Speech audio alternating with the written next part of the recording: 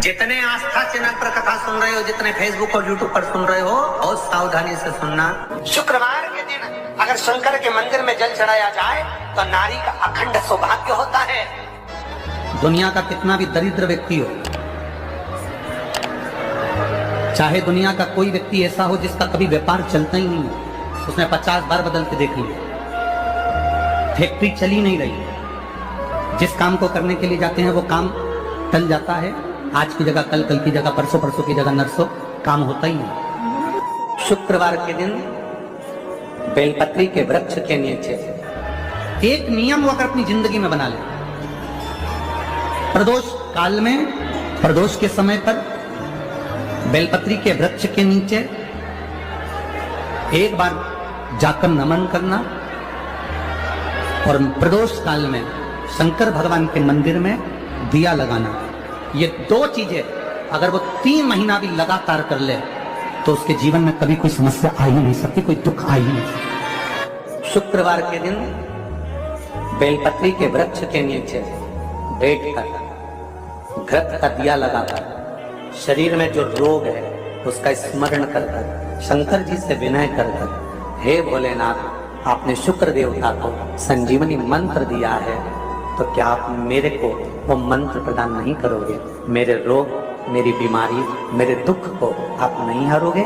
शिव से कहो, ये शरीर आपने दिया है और भजन करने के लिए दिया है, स्मरण करने के लिए दिया है, कीर्तन करने के लिए दिया है, तो संभालोगे भी आप। और बेलपत्री की ओर मुख कर घी का दिया लगाकर महामृत्युंजय मंत्र का स्मरण कर लेने पर धीरे धीरे धीरे धीरे धीरे धीरे वो रोग समाप्ति की ओर आता चले जाता। कभी शिव मंदिर में जल चढ़ाने का मौका मिले और आप शंकर जी के मंदिर में जल चढ़ाने के लिए जाएं तो केवल जल चढ़ाकर वापस मत आना, केवल बेलपत्र चढ़ाकर वापस आना, दिया लगाकर वापस ना आना।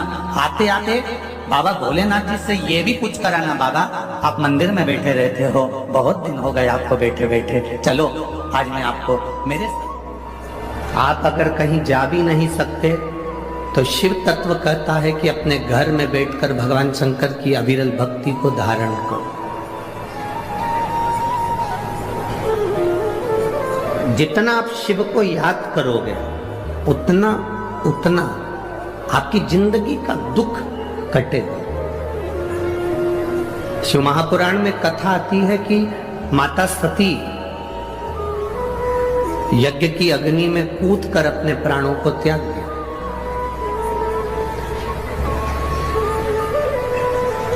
अब माता सती जब यज्ञ की अग्नि में कूदकर अपने प्राणों को त्याग दी और माता सती प्राणों को त्यागने के बाद भगवान शिव ने जब देखा कि माता सती के प्राण जा रहे हैं, पर सती ने बहुत बड़ी गलती कर दी।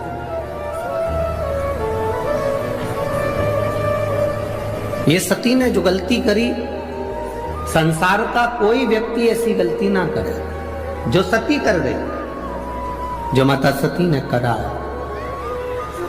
क्या गलती सती ने करी? सती ने सबसे बड़ी गलती माता सती ने करी कि यज्ञ की अग्नि में सती कूद गए। हमारा सनातन धर्म कहता है कोई यज्ञ हो रहा हो, कोई अनुष्ठान हो रहा हो, कोई कथा हो रही हो, कोई प्रवचन हो रहे हो, कोई धर्म का आयोजन हो रहा हो, कोई धार्मिक आयोजन हो रहा हो, बन सके तो उसमें प्रयास करना कि अपने हाथ को आगे बढ़ाकर उस यज्ञ को पूर्ण कराने का प्रयास करना, अपना टांग, अपना पांव उसमें मत अड़ाना, नहीं तो सती जल जैसे जलकर भस्म होना पड़ सकता है।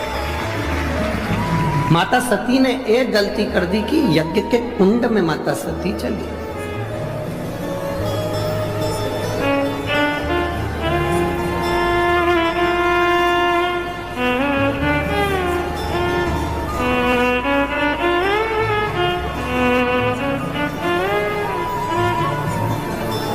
आज हम जब कल रात्रि को यहाँ पहुंचे तो सुबह सुबह एक भैया प्रश्न कर रहे थे, यही सांसद जी के यहीं से कोई होंगे सेवादार भाव वाले, उन्होंने प्रश्न किया, गुरुजी आप कहते हो कि मनुष्य को हमेशा सत्य बोलना चाहिए, सत्यम शिवम,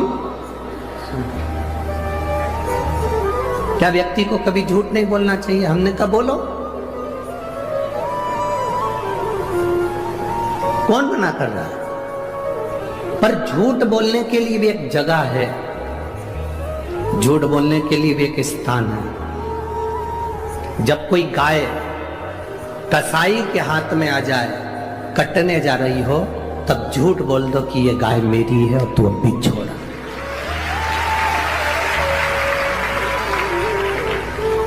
झूठ बोलने के लिए भी एक स्थान बताया गया है कि उस स्थान पर झूठ बोल दो।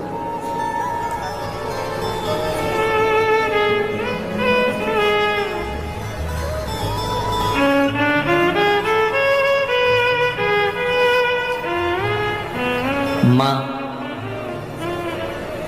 अपने बच्चे को जब डराती है, अपने बच्चे को कुछ कहती है तो एकदम डराते डराते कह देती है बाऊ आ जाएगा।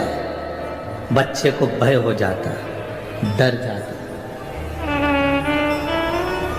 बच्चे में भय उत्पन्न हो जाता है कि बाऊ आएगा।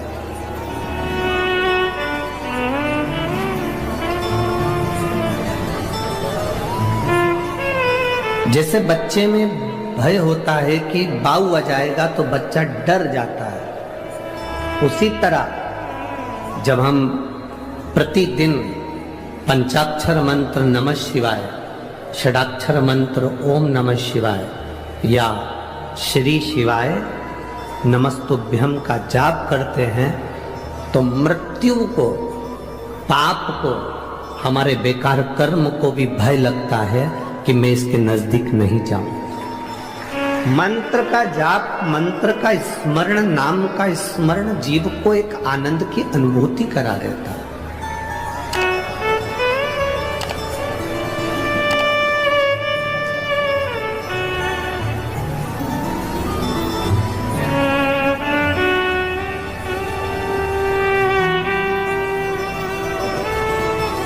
एक आनंद की अनुभूति कराने वाला।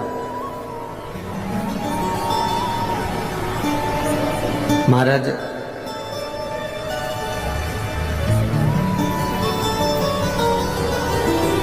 आप सब तो विदर्भ के हो, अमरावती के हो, तो आप लोगों को तो बहुत ज्यादा भगवान कृष्ण की कथा का ज्ञान है।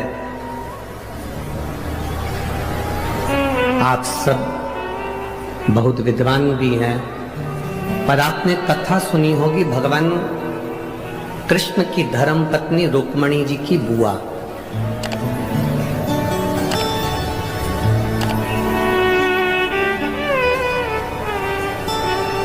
माता रुक्मणी जी की एक बुआ थी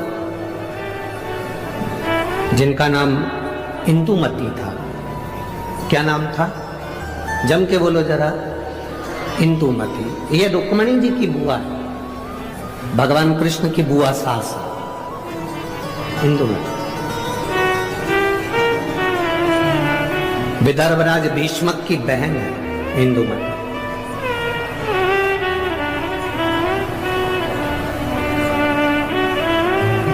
विदर्भ किस भूमि पर, पवित्र भूमि पर इंदुमती रहती? अपने भाई राजा भीष्मक के साथ में आनंद के साथ निवास करती।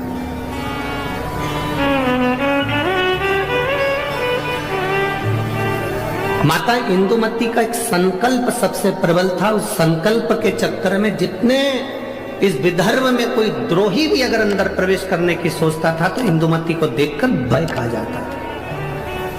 इंदुमती को देखकर उसको भय लगने लगता था।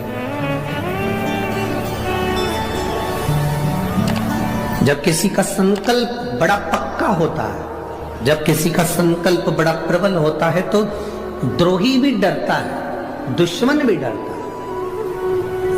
अगर आपका संकल्प पक्का है तो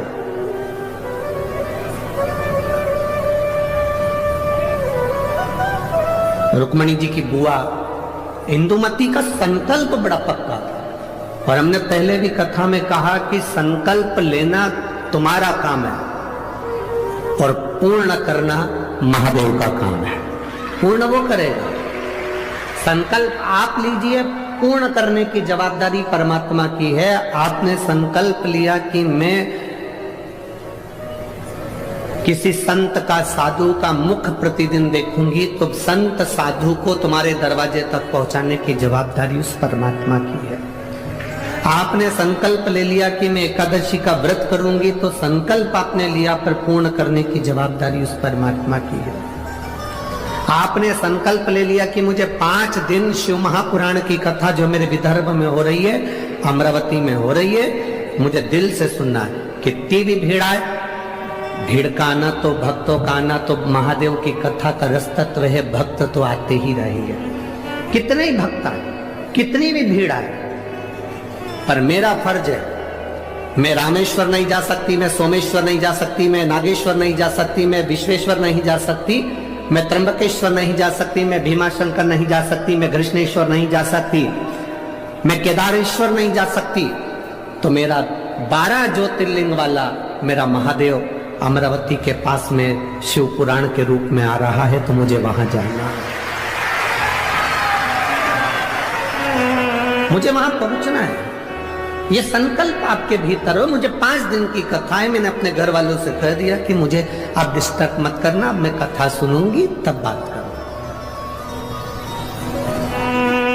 शादियों का सीजन भी है, बोलो तो रही अमरावती की जीजियों, सही है कि गलत है? अब शादियों का सीजन है तो जिनकी उनसे रिश्तेदारी है वो वहां चले गए, जिनकी इससे रिश्तेदारी है वो यहाँ आ गए। ये तो रिश्तेदारी का क्रम है, जहां जिसका संबंध बैठ जाए, ये संबंधों की बात। और एक बात आज आप लोगों को कहूंगा इस अमरावती की पवित्र भूमि से, 24 घंटे परिवार वालों को साथ दे दो तो भी तुम्हारे मरने के समय पर वेंटिलेटर पर अकेले ही रहोगे, कोई नहीं रहेगा। 24 घंटे पति पत्नी परिवार नाते रिश्ते बेटा बहू कुटुंब कबीला भाई बंधु सखा किसी को भी 24 घंटा दे दो, पर वो 24 घंटा तुमने जिसको दिया, तुम्हारी दुख की घड़ी में जिसको तुमने 24 घंटा दिया, वो 24 घंटा साथ रहने वाला तुम्हारे पास में नहीं होगा। पर तुम जो 1 लोटा जल 5 मिनट शिव जी के मंदिर में जाकर जो चढ़ाती हो ना, वो तुम्हारा 5 मिनट ना जाने कितने जन्मों के दुख को काट दे। केवल 5 मिनट बोल बम का नारा है, सारी समस्या का हल। वो 1 लोटा जल तुम्हारा जो शिव को तुम समर्पित कर रहे हो, शिव मंदिर तक जा रहे हो, शंकर की चौखट तक जा रहे हो, शंकर को 1 लोटा जल चढ़ा रहे हो, वो तुम्हारा संकल्प पूरा करना उसकी जवाबदारी। आप सब विदर्भ के निवासी हो, आपको भगवान कृष्ण की रुक्मणी जी की और उनके पूरे परिवार की पूरी कथा मालूम होगी, हम जानते हैं। आप सब विद्वान हो, आप सबको मालूम होगा कि विदर्भ राज भीष्म की कथा क्या है। पर इस व्यासपीठ पर हम इतना सा वर्णन करेंगे कि विदर्भ राज भीष्म की बहन इंदुमती का जो संकल्प, उस संकल्प के आगे अच्छा योद्धा भी उसके सामने नहीं आता था।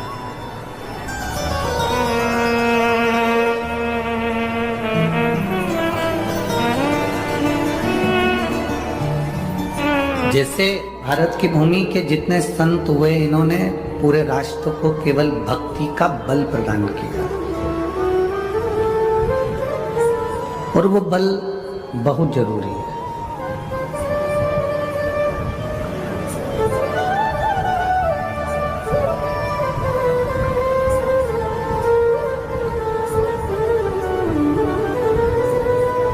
जो हमने परमात्मा को दिया है वो परमात्मा ने हमको दिया है।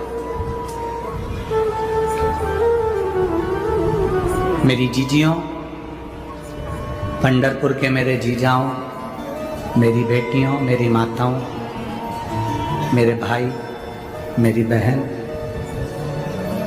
इस संसार सागर में जन्म लेने के बाद हम जो दे रहे हैं वो हमको प्राप्त होना ही है।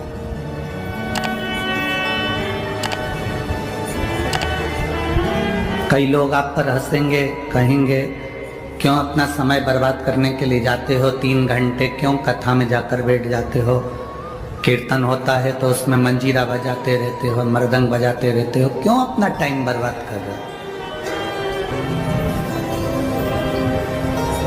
मंदिर जाते हो 1 लोटा जल चढ़ाने के लिए, क्यों अपना समय बर्बाद कर रहे हो। कई लोग आपको मिलेंगे और एक ही बात कहेंगे कि इसमें अपना समय बर्बाद मत करो, अपना काम करो। हम कहते हैं, हमने कभी भी अपनी व्यासपीठ से ये कभी नहीं कहा कि तुम अपना घर छोड़ दो या काम छोड़ो। कभी बोला? इस व्यासपीठ से आप लोगों ने इतनी कथा सुनी, कभी आपसे कहा कि अपना घर छोड़ दो या अपना काम छोड़ दो? खूब काम करो, अपने परिवार में रहो, अपने परिवार के साथ रहो, अपने कुटुंब नातेदार रिश्तेदारों के साथ रहो, मना नहीं है। पर संत नामदेव जी जैसे, संत तुकाराम जी जैसे, संत ज्ञानेश्वर जैसे, संत मुक्ताबाई जैसे, संत रामकृष्ण परमहंस जैसे, संत मीराबाई जैसे अपनी जिंदगी को जियो। घर में रहो, परिवार में रहो, और परिवार में रहकर भी भगवान का इतना भजन करते रहो कि हरि विठ्ठल तुम्हें गले लगाने के लिए आ जाए, इतनी भक्ति कर।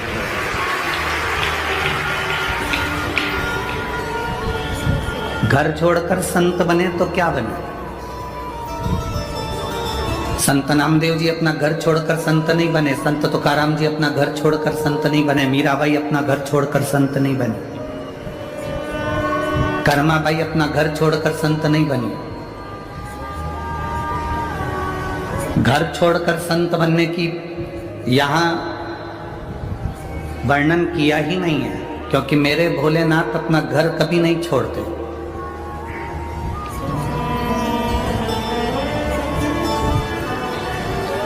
कई लोग कहते हैं हमने शंकर जी के लिए अपना घर छोड़ दिया। शंकर जी तुझे कहने के लिए आए थे कि तू घर छोड़। शिव कभी कहने के लिए नहीं आते कि तुम अपना घर छोड़ दो, तुम अपना परिवार छोड़ दो, तुम अपने कुटुंब छोड़ दो, तुम अपने रिश्ते छोड़ दो। शिव तो कहते हैं कि जैसे मैं अपने परिवार के साथ रह रहा हूं, गणेश जी मेरे साथ हैं, कार्तिकेय मेरे साथ हैं, अशोक सुंदरी मेरे साथ में है, पार्वती मेरे साथ में है, मेरी 5 लड़कियां जया, विषहरा, शामली बारी, दौतली, देव, सब मेरे साथ, मेरा पूरा परिवार है। शिव कहते हैं तुम्हें घर छोड़ने की जरूरत नहीं, तुम भी अपने परिवार के साथ रहो। शंकर कहते हैं जैसे मैं ध्यान में मग्न रहता हूं, ऐसे घर में रहने के बाद भी तुम थोड़ी देर भगवान की भक्ति में मग्न रहो, इससे ज्यादा मुझे तुमसे कुछ नहीं चाहिए। घर छोड़कर संत बनना उत्तमता नहीं, परिवार छोड़कर संत बनना उत्तमता नहीं, अपनी बीवी बच्चों को छोड़कर, घर छोड़कर, परिवार छोड़कर चले जाना उत्तमता नहीं। अगर शादी करी है, विवाह करा है, परिवार में रह रहे हो, तो पहले उनको संभालिए।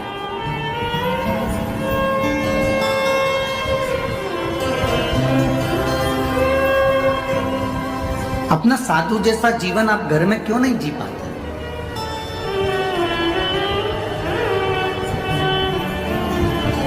लाखों की संख्या में आप लोग पहुंचे हैं, कथा श्रवण कर रहे हैं।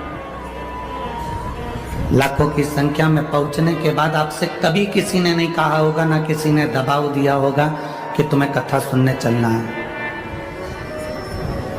कोई ने प्रेशर भी नहीं दिया होगा कि तुम्हें कथा सुनना ही पड़ेगी।